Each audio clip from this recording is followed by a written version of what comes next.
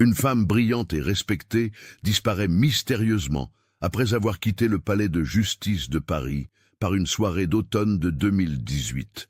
5 années s'écoulent, sans la moindre trace, jusqu'à ce qu'un simple bout de papier retrouvé par hasard dans un livre de droit révèle une vérité si troublante qu'elle remettra en question l'intégrité de tout un système judiciaire.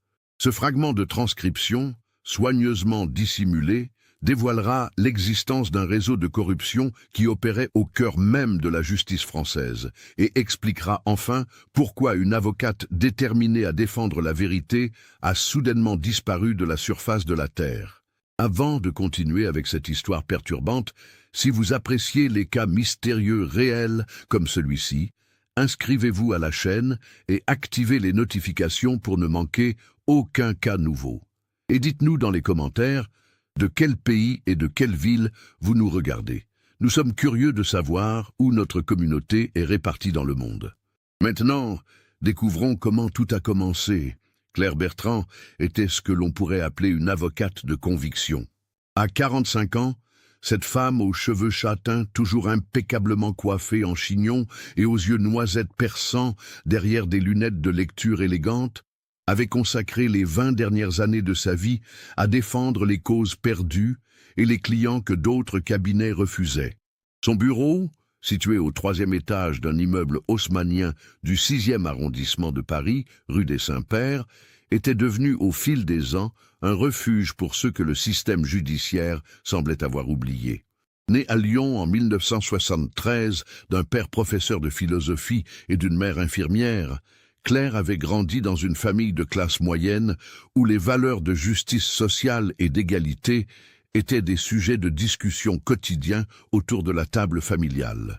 Après des études brillantes à la faculté de droit de Lyon 3, puis un master en droit de l'homme à la Sorbonne, elle avait prêté serment en 1998 et s'était rapidement spécialisée dans la défense des droits civiques et la lutte contre la corruption.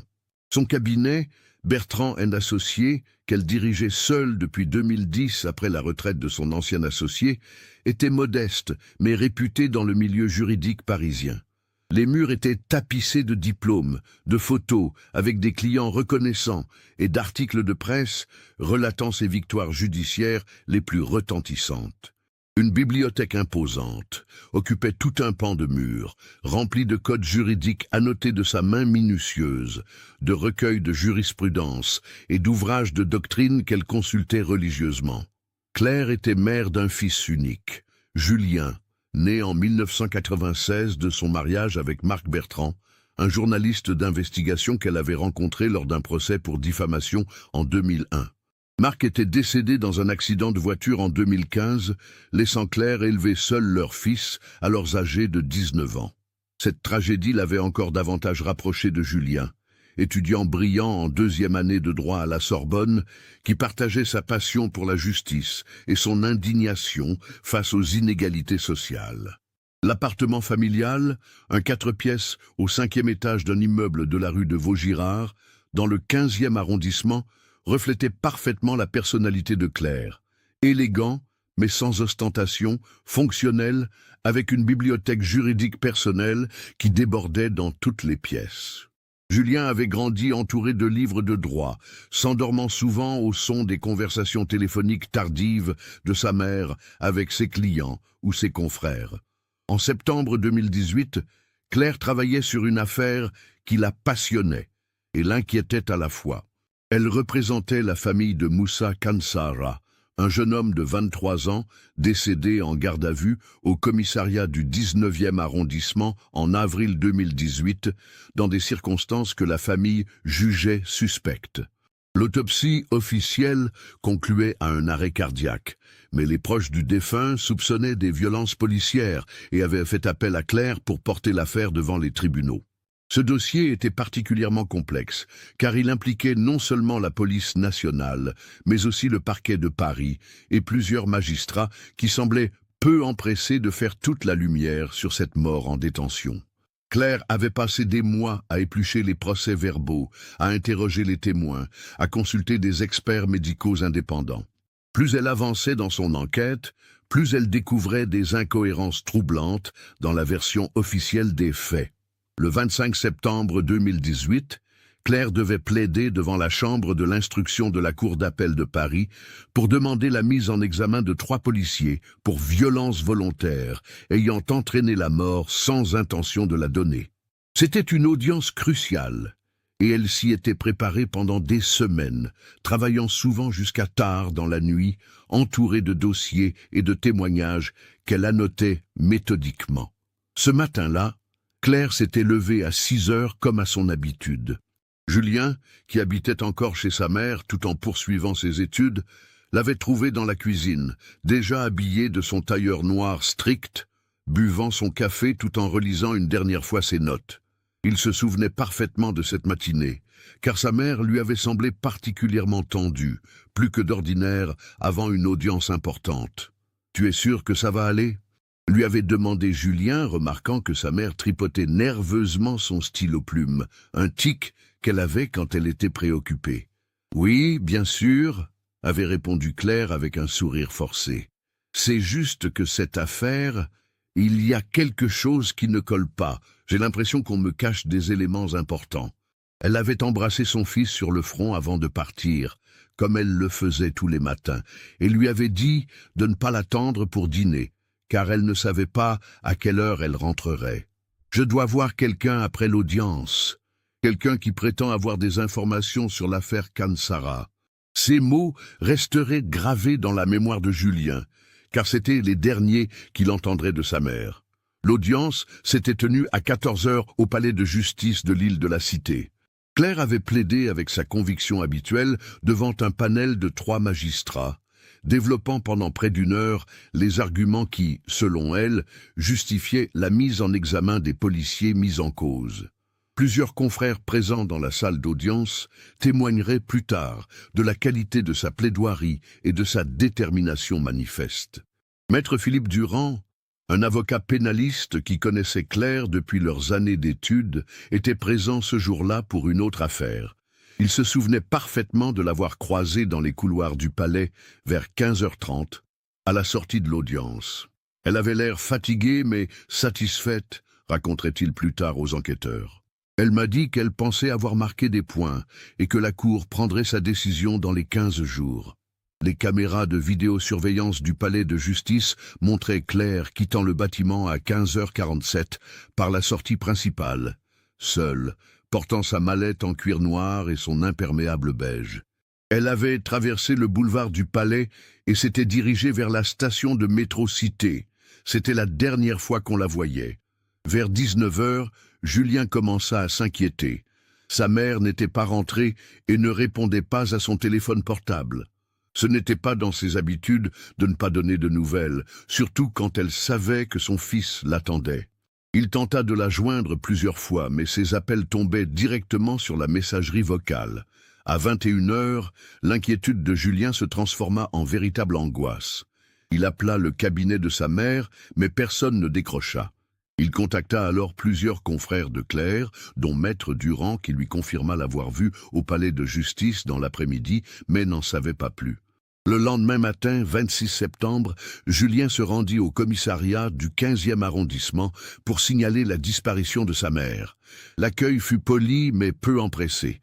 L'officier de police judiciaire qui le reçut, le lieutenant Sophie Marchand, lui expliqua qu'il fallait attendre 48 heures avant qu'une enquête pour disparition inquiétante puisse être officiellement ouverte. « Votre mère est adulte et responsable », lui dit-elle. « Elle a peut-être simplement décidé de prendre quelques jours pour elle. » Julien insista, expliquant que sa mère ne disparaîtrait jamais sans prévenir, surtout en pleine affaire judiciaire importante.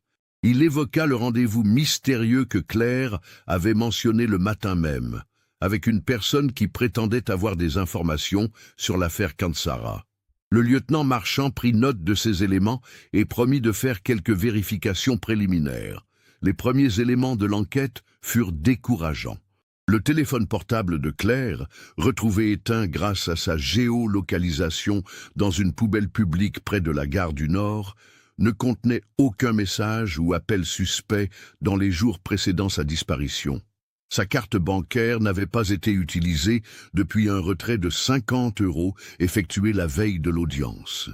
Sa voiture, une Citroën C4 bleu marine, était toujours garée devant son cabinet rue des Saints-Pères.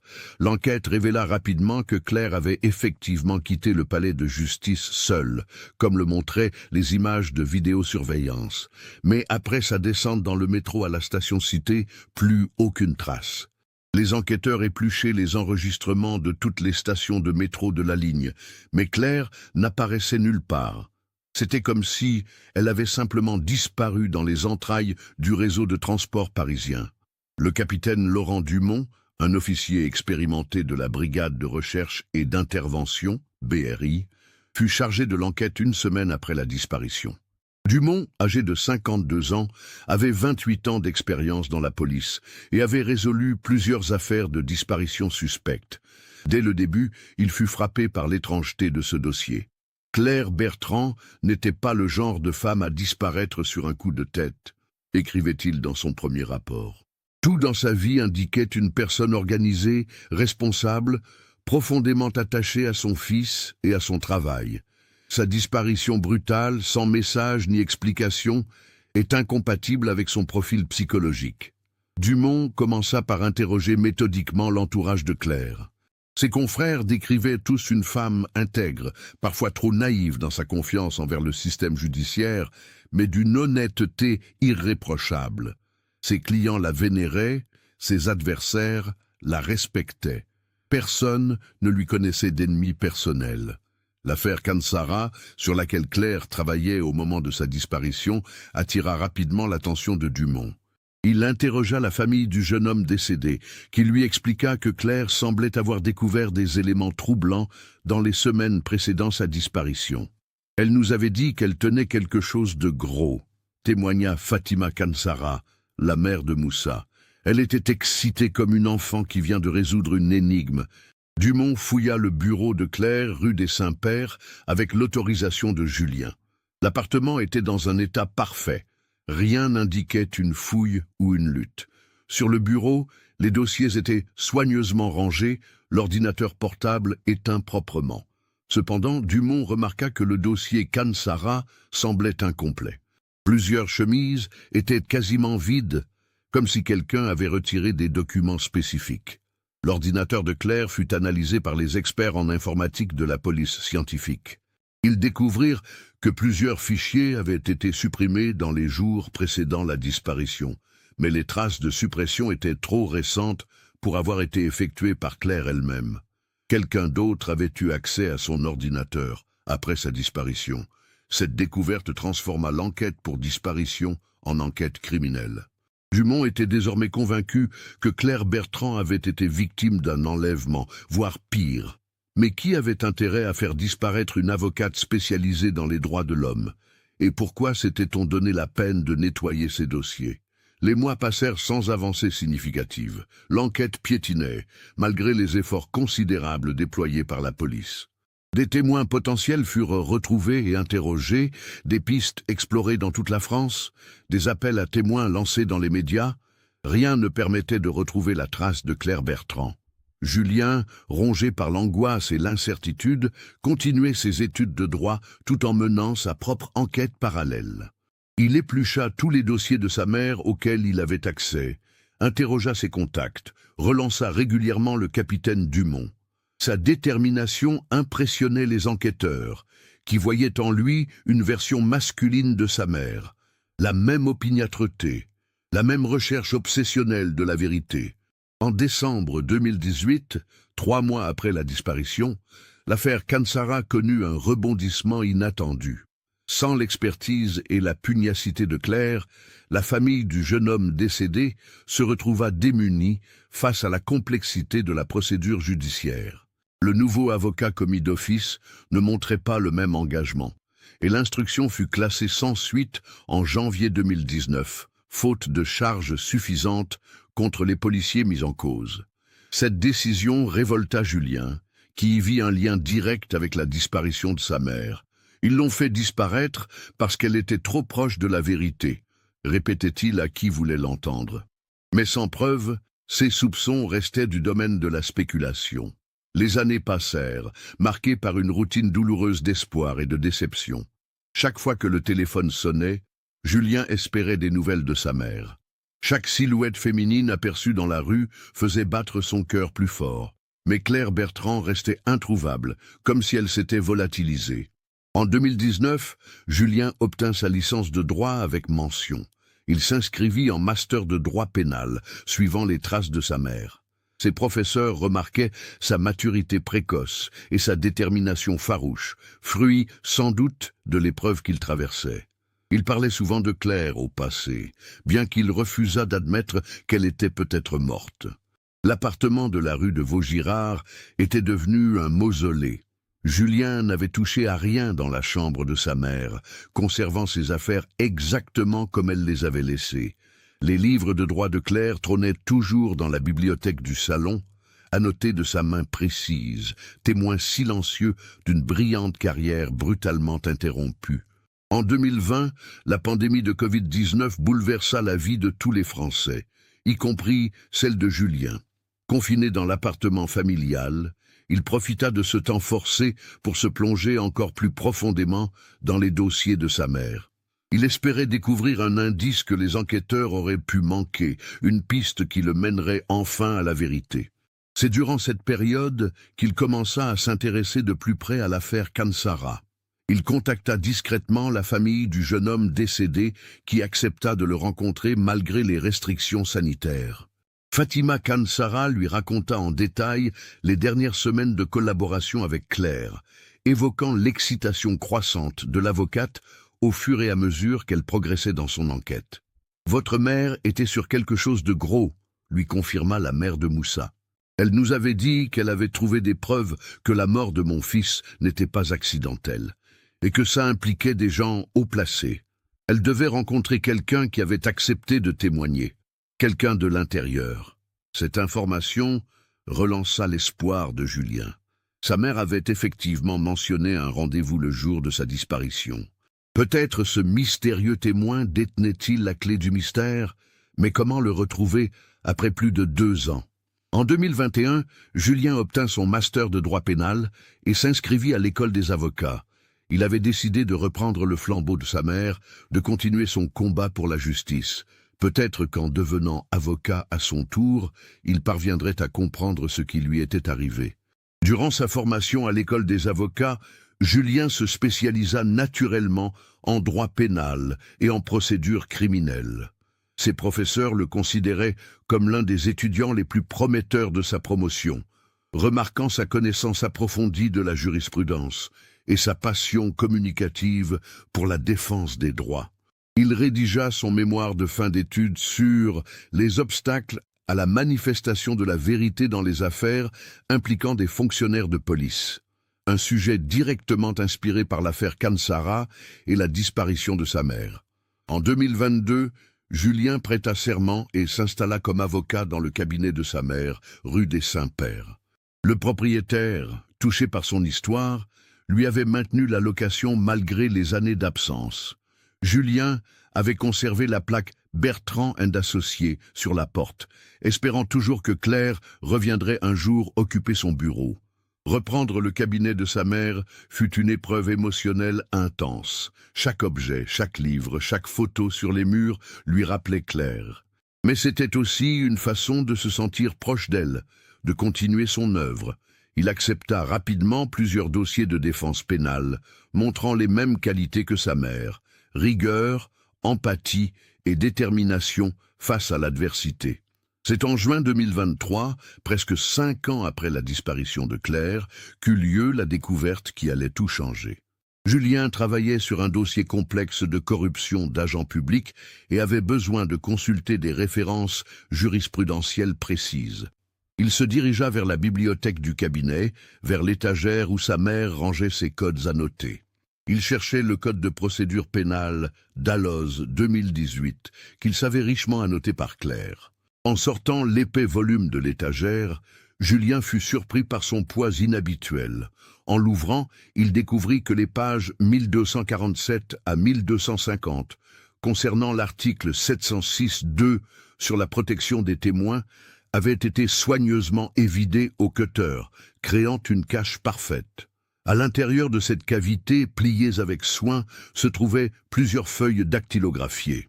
Le cœur de Julien bondit dans sa poitrine. Il reconnaissait l'écriture manuscrite dans les marges. C'était bien celle de sa mère. Ses mains tremblaient légèrement en dépliant les documents. Il y avait 3 feuilles au total, portant chacune en tête la mention « Transcription confidentielle, Conseil supérieur de la magistrature, séance du 15 septembre 2018 ». La première page contenait ce qui semblait être un extrait de procès-verbal d'une réunion. Julien lut avec incrédulité « Monsieur le procureur général Levasseur ». La situation devient problématique. Cette avocate, Bertrand, pose trop de questions sur l'affaire Kansara. Nos sources nous indiquent qu'elle a obtenu des témoignages compromettants. Monsieur le Premier président Moncler, que propose le ministre? Nous ne pouvons pas nous permettre que cette affaire éclate en pleine réforme de la justice. Monsieur le procureur général Levasseur, le ministre suggère une approche discrète, comme pour l'avocat Fernandez en 2016 et Maître Duval en 2017. Le problème disparaît, l'affaire se tasse d'elle-même. Monsieur le Premier président Moncler, c'est regrettable, mais nous n'avons pas le choix. La crédibilité de l'institution est en jeu. Contactez nos amis habituels. Julien relut ce passage plusieurs fois, n'arrivant pas à croire ce qu'il avait sous les yeux. Cette transcription suggérait l'existence d'une véritable conspiration au sommet de la magistrature française, impliquant des personnalités dont il reconnaissait les noms pour les avoir vues dans la presse judiciaire. La deuxième page était encore plus explicite. Monsieur le conseiller Bernard, nos contacts dans la police nous assurent de leur coopération. L'affaire Kansara sera classée dès que l'avocate aura été écartée. Les témoins se montreront moins coopératifs, sans son soutien. Monsieur le procureur général Levasseur. Parfait. Il faut que cela ressemble à un départ volontaire. Une disparition, pas un accident. Moins de questions de la part des médias. Monsieur le Premier président Moncler. Je compte sur votre discrétion absolue, messieurs. Cette conversation n'a jamais eu lieu. Julien sentit ses jambes se dérober sous lui. Il s'effondra dans le fauteuil de cuir de sa mère, serrant les documents contre sa poitrine. Ces quelques pages confirmèrent ses pires soupçons. Claire avait été délibérément éliminée par des magistrats corrompus pour l'empêcher de révéler la vérité sur l'affaire Kansara. La troisième page contenait des notes manuscrites de sa mère, griffonnées rapidement « Reçu ces documents de SM, le 20-09. Elle confirme l'existence d'un réseau de corruption au sein du CSM. Implique directement le PG et le PP. Liaison avec des policiers corrompus. D'autres avocats ont été éliminés avant moi. Doit absolument porter cette information devant la presse avant l'audience du 25. Rendez-vous fixé avec SM après l'audience pour récupérer d'autres preuves. Danger. SM. Qui pouvait être SM? Julien réfléchit intensément. Ses initiales lui disaient quelque chose, mais il n'arrivait pas à les associer à un nom précis. Il photographiera les documents avec son téléphone, puis les replacera soigneusement dans leur cache. Il devait réfléchir avant d'agir. Cette découverte changeait tout. Sa mère n'était pas partie volontairement, elle n'avait pas eu d'accident. Elle avait été assassinée par des gens suffisamment puissants pour faire disparaître un être humain sans laisser de traces. Et ils détenaient maintenant la preuve de leur crime. Mais que pouvaient-ils faire de ces informations? À qui pouvaient-ils s'adresser si la corruption remontait jusqu'au sommet de la magistrature? Comment être sûr que les personnes à qui ils s'adresseraient ne faisaient pas partie du complot? Julien passa les jours suivants dans un état de fébrilité extrême. Il relut les documents des dizaines de fois, analysant chaque mot, chaque phrase. Il fit des recherches approfondies sur les personnes mentionnées. Le procureur général Levasseur était effectivement en poste en 2018, tout comme le premier président Moncler. Ces noms correspondaient à des personnalités réelles du monde judiciaire français. Il chercha également des informations sur les avocats Fernandez et Duval, mentionnés dans la transcription comme ayant subi le même sort que sa mère. Maître Rosa Fernandez, spécialisée en droit social, avait effectivement disparu en août 2016 après avoir représenté des syndicalistes dans une affaire de corruption impliquant des élus locaux. Son corps n'avait jamais été retrouvé. Maître Jean Duval, avocat fiscaliste, était mort dans un accident de vélo en mars 2017, peu après avoir dénoncé des irrégularités dans l'attribution de marchés publics. Ces coïncidences glaçaient le sang de Julien. Il réalisait peu à peu l'ampleur du système criminel auquel sa mère s'était heurtée. Un réseau organisé protégé par les plus hautes instances judiciaires, capable de faire disparaître quiconque menaçait ses intérêts. Mais qui était SM, la mystérieuse source qui avait fourni ces documents à sa mère? Julien passa en revue tous les contacts professionnels de Claire dont il avait connaissance. Soudain, un nom lui vint à l'esprit. Sylvie Martin, greffière au Conseil supérieur de la magistrature depuis 1995. Julien se souvenait vaguement d'avoir entendu sa mère mentionner cette femme lors de conversations téléphoniques. Sylvie Martin occupait un poste stratégique qui lui donnait accès aux délibérations les plus confidentielles de l'institution. Si quelqu'un pouvait avoir eu accès à ces transcriptions compromettantes, c'était elle. Retrouver Sylvie Martin ne fut pas difficile. Les annuaires professionnels indiquaient qu'elle travaillait toujours au CSM, au Palais Royal. Mais comment l'approcher sans éveiller les soupçons? Comment être sûr qu'elle accepterait de lui parler et surtout qu'elle ne le dénoncerait pas aux personnes impliquées dans le complot? Julien décida d'adopter une approche indirecte. Il se rendit au café Le Flore, situé face au Palais Royal, vers 18 heures, à l'heure où les fonctionnaires du ministère quittaient leur bureau. Il espérait apercevoir Sylvie Martin et trouver un moyen naturel d'entrer en contact avec elle. Après 3 jours d'attente infructueuse, Julien aperçut enfin une femme d'une 50aine d'années, aux cheveux gris courts et au regard fatigué, qui correspondait au signalement qu'il avait réussi à obtenir de Sylvie Martin. Elle sortait du Palais Royal seule, portant un sac à main usé et un imperméable gris. Julien la suivit discrètement jusqu'à la station de métro Palais Royal. Dans le wagon de la ligne 7, il rassembla son courage et s'approcha d'elle. « Excusez-moi, madame, vous êtes bien Sylvie Martin, du Conseil supérieur de la magistrature ?» La femme le regarda avec surprise et méfiance. « Qui êtes-vous?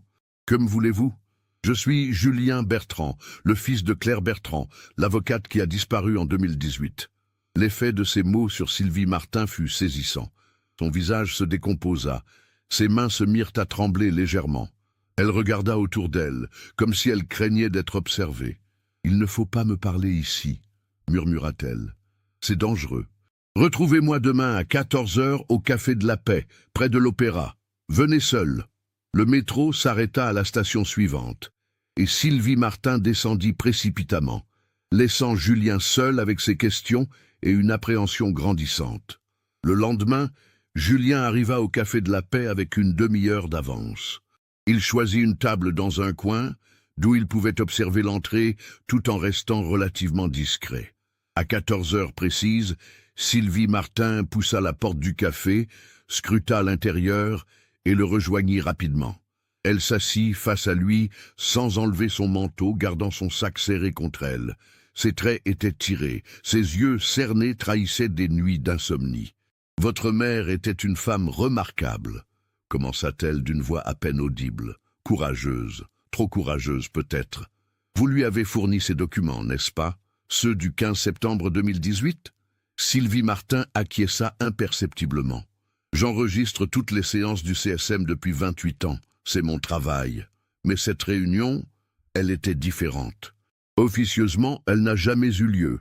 Aucune trace dans les registres officiels. » Elle expliqua à Julien qu'elle assistait à cette séance extraordinaire, convoquée en urgence le dimanche soir, 15 septembre 2018. Seuls étaient présents le procureur général Levasseur, le premier président Moncler et le conseiller Bernard, réputé pour ses liens étroits avec le ministère de l'Intérieur. Ils croyaient que j'avais éteint l'enregistreur comme d'habitude pour les discussions informelles, mais quelque chose dans leur attitude m'avait mise en alerte. J'ai laissé tourner discrètement. Pourquoi avoir contacté ma mère? parce qu'elle enquêtait sur l'affaire Kansara et que cette affaire était précisément le sujet de leur réunion. J'ai compris qu'elle était en danger. J'ai voulu la prévenir. Sylvie Martin raconta qu'elle avait contacté Claire le 18 septembre, 3 jours après la séance compromettante. Elle lui avait proposé de la rencontrer pour lui remettre une transcription partielle de l'enregistrement. Claire avait accepté immédiatement, comprenant l'importance de ces révélations. Nous nous sommes vus le 20 septembre, dans un café près de chez elle. Je lui ai remis les documents que vous avez trouvés. Elle était à la fois horrifiée et galvanisée. Elle voulait agir immédiatement. Que s'est-il passé ensuite? Votre mère voulait plus de preuves avant de porter l'affaire devant les médias. Nous avions prévu de nous revoir après son audience du 25 septembre. Je devais lui apporter l'enregistrement intégral et d'autres documents que j'avais réussi à réunir. Les yeux de Sylvie Martin se remplirent de larmes. Mais elle n'est jamais venue au rendez-vous. Le lendemain, j'ai appris sa disparition par les journaux. J'ai su immédiatement ce qui s'était passé. Pourquoi ne pas avoir prévenu la police? Avec quoi? Mon témoignage contre celui du procureur général et du premier président? J'aurais fini comme votre mère, ou pire. J'ai préféré me taire et attendre une occasion plus sûre.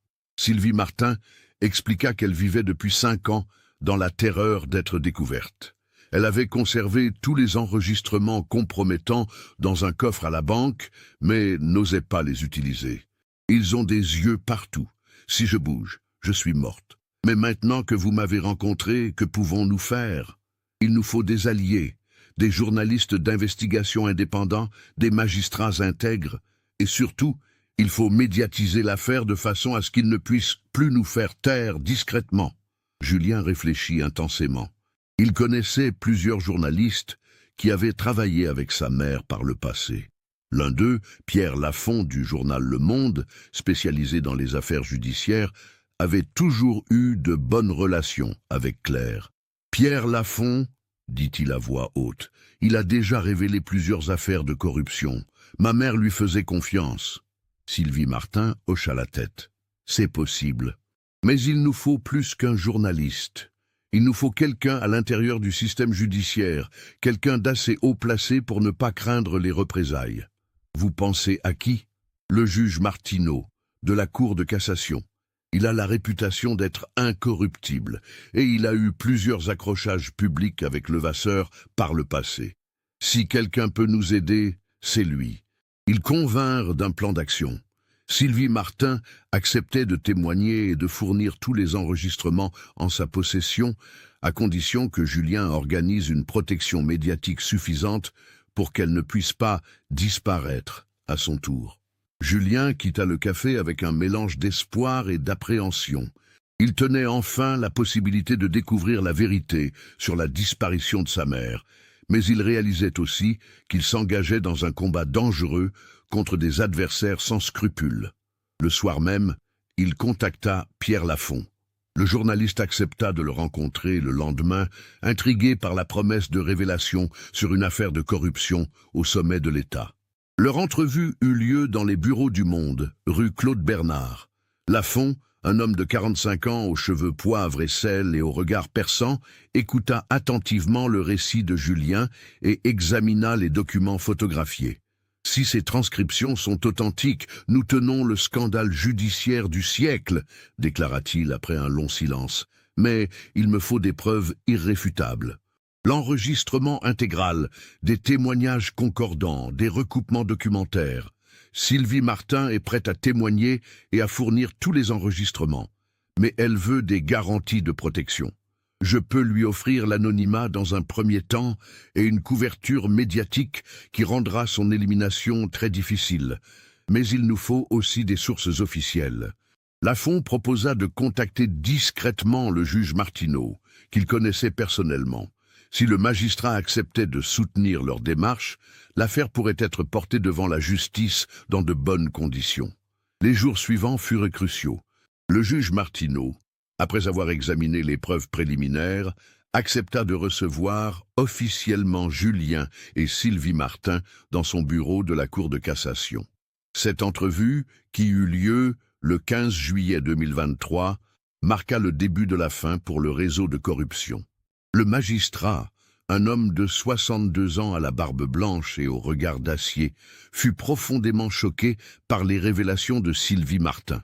Il connaissait personnellement tous les protagonistes mentionnés dans les transcriptions et confirma que leur voix correspondait bien aux enregistrements. « C'est un cancer au cœur de notre institution », déclara-t-il après avoir écouté les bandes. « Nous devons l'extirper, quelles qu'en soient les conséquences. » Le juge Martineau prit immédiatement des mesures pour protéger Sylvie Martin, la plaçant sous protection policière discrète. Il organisa également une procédure d'enquête parallèle menée par des magistrats extérieurs au réseau parisien pour éviter toute fuite d'informations. L'affaire éclata publiquement le 20 juillet 2023, quand Le Monde publia un dossier de 12 pages révélant l'existence du réseau de corruption. L'article, signé par Pierre Lafont, détaillait minutieusement les mécanismes de l'organisation criminelle et les liens entre les disparitions d'avocats gênants. L'effet fut immédiat et dévastateur. Dès le lendemain, le procureur général Levasseur et le premier président Moncler furent suspendus de leurs fonctions, en attendant l'enquête judiciaire. Le conseiller Bernard tenta de fuir à l'étranger, mais fut arrêté à l'aéroport de Roissy. L'enquête révéla peu à peu l'ampleur du système. Au-delà des 3 personnalités déjà identifiées, le réseau impliquait une dizaine de magistrats, plusieurs hauts fonctionnaires du ministère de l'Intérieur et des policiers de haut rang.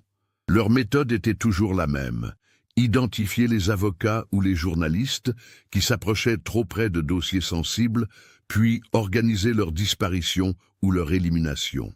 Les corps de Claire Bertrand, Rosa Fernandez et Jean Duval ne furent jamais retrouvés. Selon les aveux partiels de certains membres du réseau, ils avaient été incinérés dans un crématorium clandestin géré par des complices. Cette révélation brisa le cœur de Julien, qui dut faire le deuil définitif de sa mère. Le procès s'ouvrit en mars 2024 devant une cour d'assises spécialement constituée. Julien, partie civile, assista à toutes les audiences, regardant ses bourreaux dans les yeux. Levasseur et Moncler furent condamnés à la réclusion criminelle à perpétuité pour assassinat et participation à une organisation criminelle. Bernard écopa de 25 ans de prison. Sylvie Martin, devenue figure emblématique du courage civique, témoigna publiquement et reçut la protection de l'État. Son courage avait permis de démasquer l'un des plus importants réseaux de corruption de l'histoire judiciaire française. Julien continua à exercer en tant qu'avocat, reprenant les dossiers que sa mère n'avait pas pu terminer. Il créa une association, Mémoire et Justice, dédiée aux familles de victimes de la corruption institutionnelle. Le bureau de Claire resta intact dans le cabinet, transformé en sanctuaire à la mémoire de sa lutte pour la justice.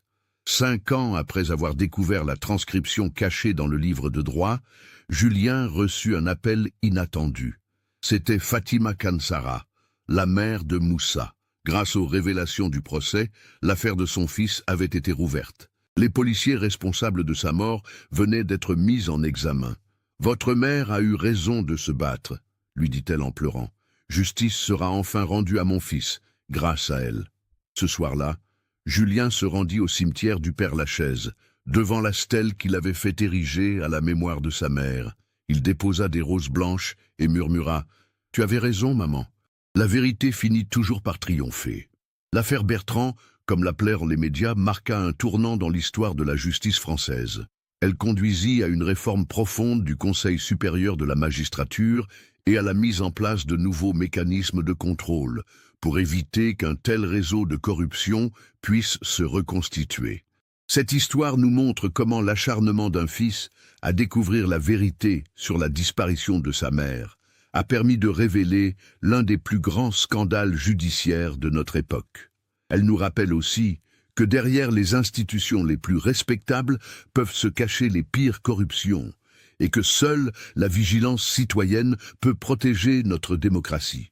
Qu'avez-vous pensé de cette affaire? Aviez-vous soupçonné l'ampleur de cette corruption dès le début? Comment un tel réseau a-t-il pu opérer si longtemps en toute impunité? Partagez vos réflexions dans les commentaires. Si vous avez été touché par cette histoire d'enquête et de justice, n'oubliez pas de vous abonner à la chaîne et d'activer les notifications. Laissez un like si ce récit vous a marqué et partagez-le avec quelqu'un qui s'intéresse aux affaires judiciaires françaises. Car c'est en gardant vivante la mémoire de ces combats pour la vérité que nous pouvons espérer qu'ils ne soient pas vains.